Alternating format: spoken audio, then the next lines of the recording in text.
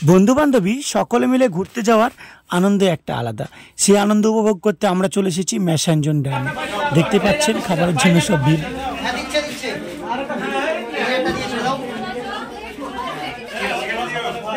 আজকে বন্ধুরা আমরা এই যে 87 জন এসেছি আজাদ মিশন থেকে, সেখানে আমরা কয়েকটা বন্ধু মিলে রান্না করব।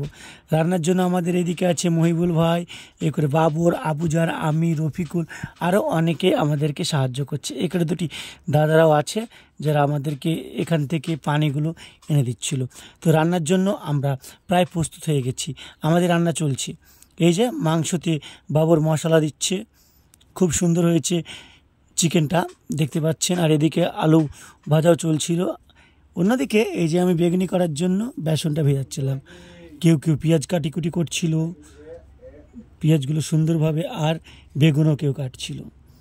আর এদিকে চালটাও প্রায় অনেকক্ষণ ধরে ভেজানো ছিল। আলু ভালো করে ভুনা হয়ে গেলে আমরা সুন্দরভাবে আজকে আমরা বিরিয়ানি করে নেব। আমরা ঘুরতে এসেছিলাম অনেক বন্ধু মিলে, অনেকে ঘুরতে গেছে। এ করে বাবর, রফি খুব সুন্দরভাবে মাংস রান্না করছে। মাংসটা খুব সুন্দর রান্না হয়েছিল, সেই স্বাদ হয়েছিল বন্ধুরা। আর এই ম্যাসাঞ্জোর ঘুরতে এসে আর এই সব জায়গায় রান্না করার একটা আলাদা আলাদা মজাই আছে বন্ধুরা। আর এদিকে বাবর দেখছি তো ঝাড়ু নিয়ে শাকচুন্নির বর হিসেবে ফাইট করতে চলে এসছে আমার সঙ্গে।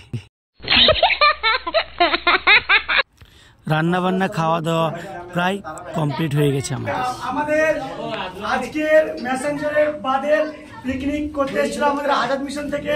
সেই পিকনিকটা আমরা কমপ্লিট করলাম খুব সুন্দরভাবে।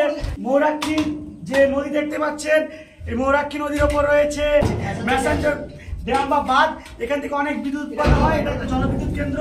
এবং এখানে আমরা ঘুরতে এসেছিলাম প্রায় 70 থেকে 80 জন, এবং খুব সুন্দরভাবে কাটলো। এবং এই যে দেখতে পাচ্ছেন আমরা একটু গুটিয়ে নিয়ে চলে যাবো, আমাদের জন্য গাড়ি রেডি আছে। এবং কলেজের সকলে তাদেরকে আমরা খাওয়া দাওয়া করে সুন্দরভাবে বাড়ি পাঠিয়ে দিয়েছি।